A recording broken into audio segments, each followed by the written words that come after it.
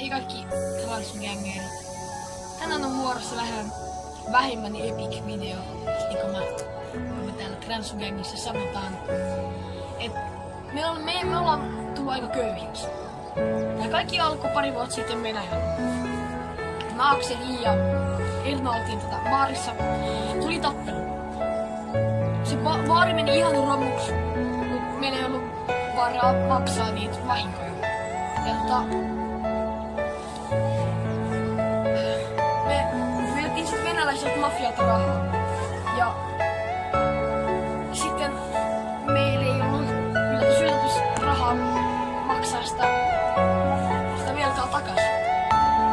Ei me korjattu sitä baaria, vaan me siis ostettiin kaikille sen rahalla keksi. Tämän videon on sponsoroinut Saab. Jos tarvitsette hyvää taisteluhävittäjää, niin tiedätte mistä ostaa.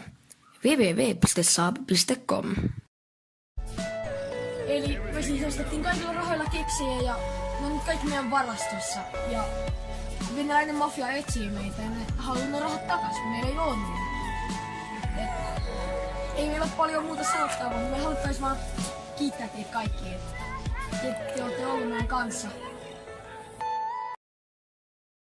Haluatko joinata meidän ilmaiseen giftcard giveawayhin? No, ainoa mitä sinun pitää tehdä on likeata, subscribeata ja antaa sinun pankkitiedot kommenteissa. Kiitos, että osallistut. Hei hei! Ja nähdään taas seuraavassa videossa.